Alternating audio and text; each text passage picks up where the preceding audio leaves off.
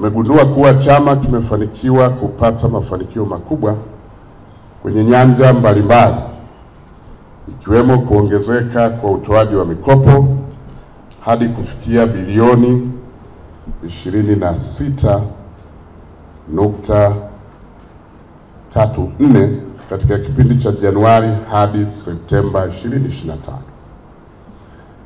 Na hii ni tafsiri kwamba watu wanaelewa SACCOS malengo yake ni yapi. Malengo ya SACCOS ni kumwendeleza kila mwanachama katika nyanja ya kiuchumi, na ndio maana kuna mikopo yenye riba nafuu. Wanachama ambao wanaunda hiki chama mnao uwezo hata wa kusema kwamba kwa mtaji tulionao tunaomba tufanye marekebisho kwenye riba, ikapungua toka asilimia iliyopo sasa hivi ikashuka chini.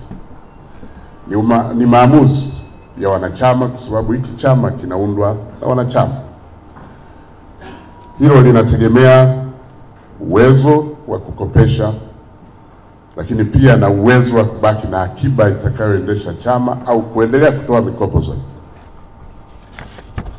Jukumu la kutoa elimu, watu waweze kuelewa manufaa ya SACCOS, ni jukumu ambalo ni endelevu.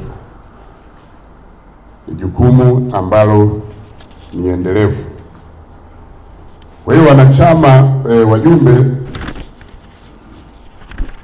niwaombe kwamba tuendelee kutoa elimu.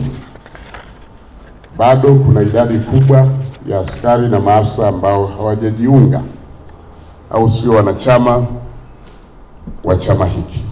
Aidha, wengine walijiondoa kwa sababu mbalimbali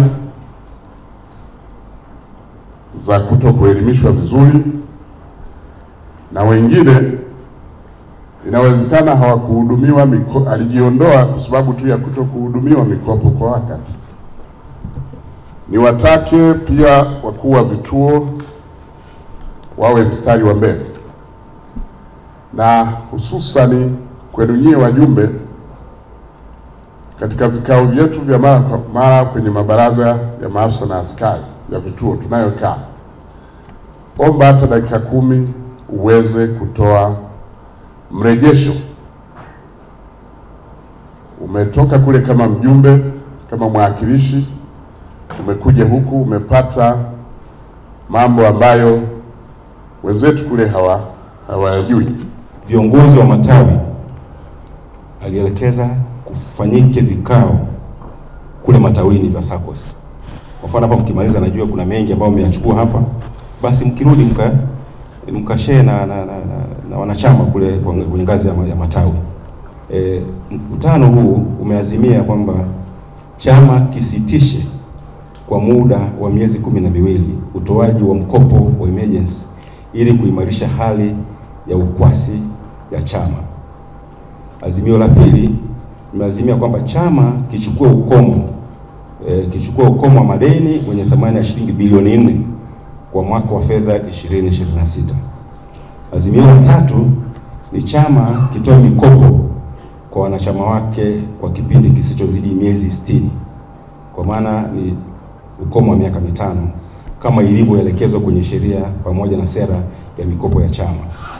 Wakati nakabidhi chama tulikuwa na bilioni 23. Sasa hivi kuna bilioni 50 na kitu. Ni hatua kubwa sana.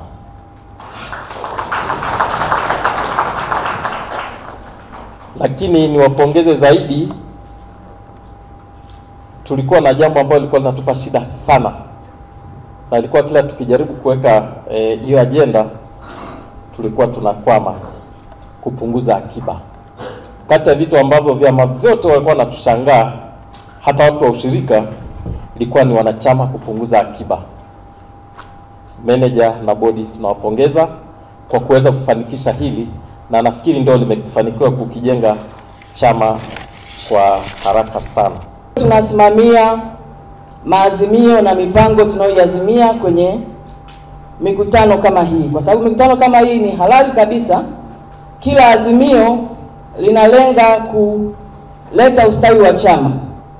Kama hatulitekelezi, na maana tunakwamisha shughuli za chama. Kwa hiyo tuheshimu maazimio yetu sisi wenyewe.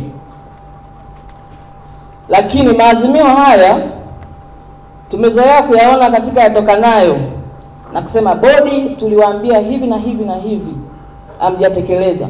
Management tuliwaambia hivi na hivi na hivi, hamjatekeleza. Lakini na mimi nauliza waliotakiwa kuchangia 50% ni bodi au management au wanachama?